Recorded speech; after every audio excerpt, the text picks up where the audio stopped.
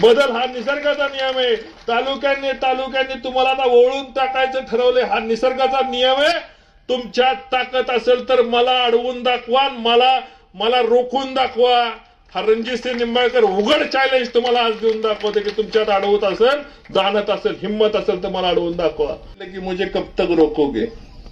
कारखाना काढला, कारखाना चांगला चालला, कारखान्याचे एक्सपेन्शन होतंय, कारखान्याला लोक ऊस घालतात। आता 5 लाख टनापर्यंत कारखान्याचं गाळप झालेलं आहे। मागच्या वर्षी 8 लाख टनाचं गाळप झालं होतं।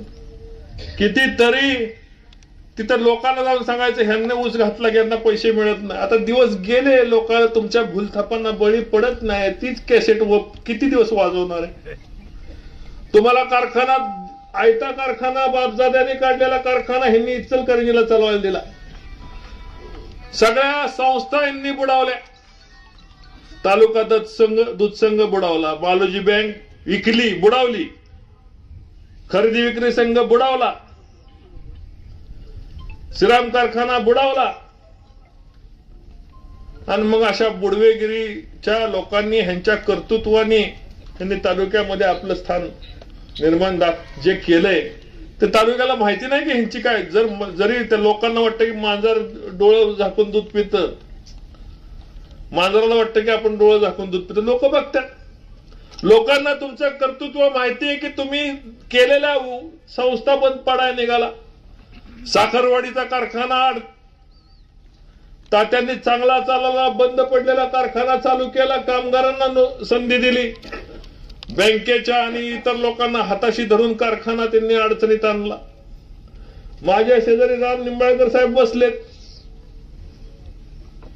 त्यांनी जे शरीव कारखाना राम निंबाळकर साहेबांनी घेतला होता, मला आता माहिती नाही, पण राम निंबाळकर साहेबांनी पण कारखाना काढला नाही। ह्याचा अर्थ सुद्धा हीच मंडळी त्यांना जाऊन सांगणारे असणार आहेत की या तालुक्यामध्ये कारखाना काढायचा नाही। आणि त्यांनी ह्यांना न भिणाऱ्या माणसांकडे नेऊन कारखाना दिला। मला सांगायचं एवढंच आहे की तुम्ही तालुक्यामध्ये सकारात्मक दृष्टिकोन घेऊन कधी फिरता, कधी तुम्ही या तालुक्याच्या सर्व सत्ता तुमच्याकडे होता। कधी राम निंबाळकर साहेबांना विचारायला गेला की तुम्ही कारखाना काढताय, तुम्हाला अडचण आहे का?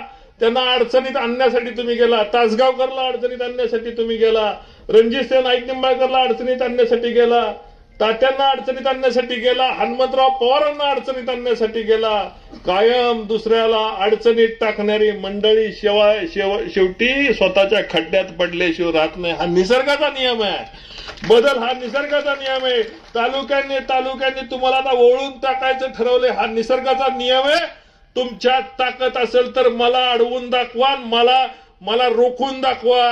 हा रणजितसिंह निंबाळकर उघड चॅलेंज तुम्हाला आज देऊन दाखवते की तुमच्यात अडवत असेल, जाणत असेल, हिम्मत असेल तर मला अडवून दाखवा।